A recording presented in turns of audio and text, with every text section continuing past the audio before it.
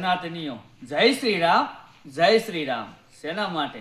કારણ કે આપણે ભારત દેશની અંદર તો એક એવો ધર્મ જે છે સનાતન ધર્મ, એ ઉજાગર છે. તો વાત કરું તો કાલાવડની અંદર એક સરસ મજાના કથાનું આયોજન કરવામાં આવ્યું છે. કેવી કથા? તો કે ભાગવત કથા. કોણ વાંચી રહ્યું છે? તો આપણા બધા જાણીતા છે એવા કેપી બાપુ દ્વારા સરસ મજાનું કથાનું રસપાન કરવાનું છે. તો ક્યારે છે કથા? તો 8/1/2024 ના રોજ કથાની શરૂઆત થઈ છે અને 14/1/2026 ના રોજ કથાની પૂર્ણાહુતિ.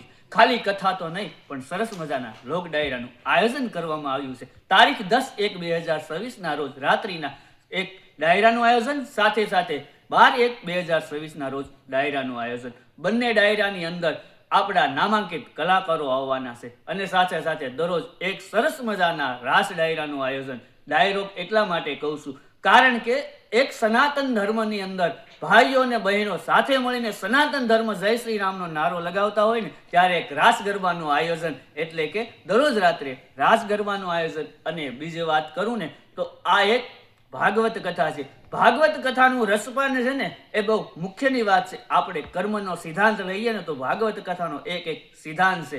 આ ભાગવત કથા સાંભળવી અને આપણા બાળકો, માતા પિતા, વડીલોને સાથે લઈ આ ભાગવત કથાનું રસપાન કરવું, એ આપણા એક ભાગ્યની વાત છે. તો હાલો ને આપણે કાલાવડની અંદર આ કાર્યક્રમને, આ કથાના સમયને લઈ અને આપણે હાજરી આપી અને રસપાન કરીએ. એવું અશ્વિન પ્રજાપતિ.